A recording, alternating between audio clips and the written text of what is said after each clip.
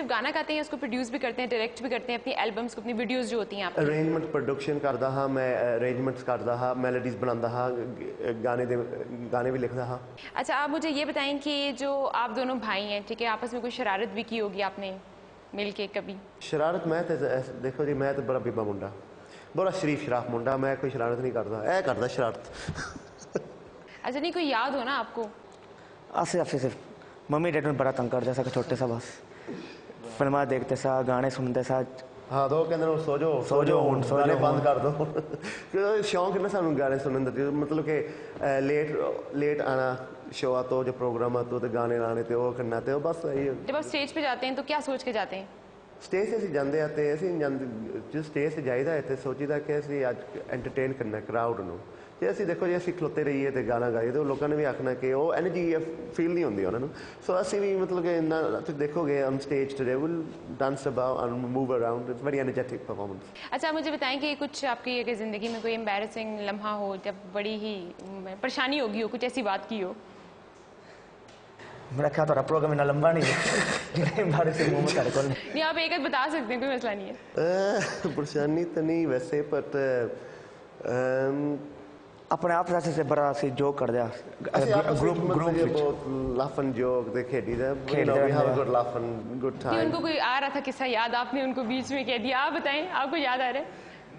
नहीं ऐसे कोई परेशानी नहीं, इसे thank God we been quite lucky in that sense. अच्छा, आप मुझे बताएं अब तक की आपकी बिगेस्ट अचीवमेंट क्या है? Biggest achievement was for me was releasing albums and getting to where I am today. मतलब कि गाने मकबूल होने, गाने पसंद आने लोगों दे, it's a great experience and feeling ਜਦੋਂ कोई appreciate करता है, जिस स्रोते पब्लिक तो आके कहती है कि तुहाडा गाना सब बहुत पसंद किया। सो जिन्ना भी साडी मेहनत सारा दी मेहनत तो सारी फिर आ जाती है सामने कि at least it's been appreciated। खाने पीने का शौक है? पंजाब में तो बड़े मज़े के खाने बनते हैं, मतलब साग मकई की रोटी, क्या चीज़ शौक से खाते हैं आप लोग? देसी खाना मैंने पसंद है बहुत ज़्यादा।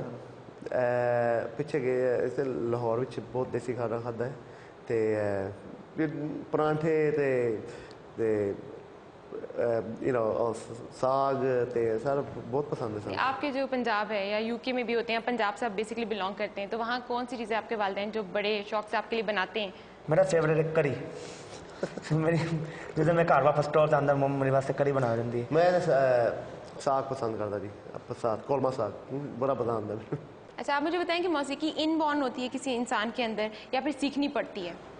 आई थिंक इनबॉर्न भी होंगी है तो सीखनी भी पैंदी, बहुत जरूरी सीखनी भी पैंदा, क्योंकि सुर ताल का तो पता होना चाहिए, मतलब कि गीत गान तो उस्ताद का बहुत जरूरी है। तो but I think 50% it's inborn as well. गले यू कैन नो जो किसी को आवाज़ हैगी तो पता लग जाता कि आहो जे आवाज़ है चंगी है, इनू जे ट्रेन करने ते होर इस बदतर भी होंगे। आपने कहीं से सीखा है बाकायदा गाना? मैं सीखा इंडिया सीखा, मैं पंडित छोटे लाल जी को सीखा, मैं और उस्ताद ग्रंथिया को अपने साडे गुरुद्वारे है ने उत्थे यूके दे विच उन्हां कोलों सीखा, तो अजे भी सीख रहा। तो ये आइडिया कहाँ से आया कि ये गाना गाया जाए, बिल्लो नी तेरा लाल घगरा? लाल ही क्यों, किसी और रंग का क्यों नहीं? असल में पता है जो गाना बनन होना है तो बन जाता है, पता नहीं किसका।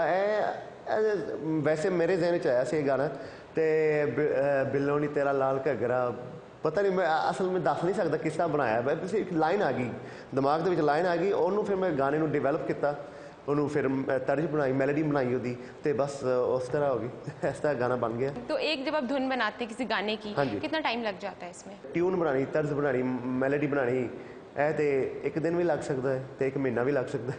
ये डिपेंड कि मतलब कि किसका गाना बन जाना, गाना बनने तो चंद मिनट लग जाते हैं, तो चंद महीने भी लग सकते हैं। इनके जहन में तो बहुत सारे आइडियाज़ आते हैं, गानों की लिरिक्स आती हैं, आपके जहन में भी आया इस हिसाब से कोई? इतने नहीं, थोड़ा थोड़ा अंदाजा। ऐसे तो नहीं कि आपको भाई को देख के शौक हो गया, भाई फील्ड में तो मैं भी साथ ही मैं भी नाल गड्डी चल रही है तो चलो अगे चलो। मैं भी बैठ जाता हूँ।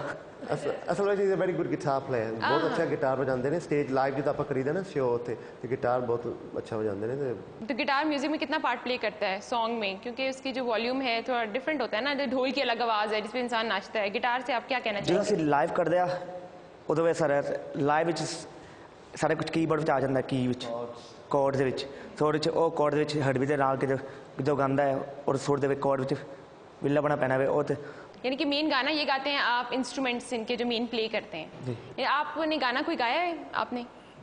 नहीं, आप गाते नहीं, इसीलिए मैं कहूँ आप उस हवाले से ज़्यादा पार्टिसिपेट नहीं कर रहे। नहीं मैं थोड़ा थोड़ा गा लेता हूँ हड़बी के नाल, बाकी वोकल। आप तो बड़े भाइयों की तरह कह रहे हैं गा लेंगे, कोई गाल नहीं, वो होता है ना एक बच्चा बेचारा घर में जो कम पढ़ता है, कोई बात नहीं, वो भी पढ़ रहे हैं। सिर्फ ज़्यादा नहीं सिखाई लो, अगे ना लग जाए।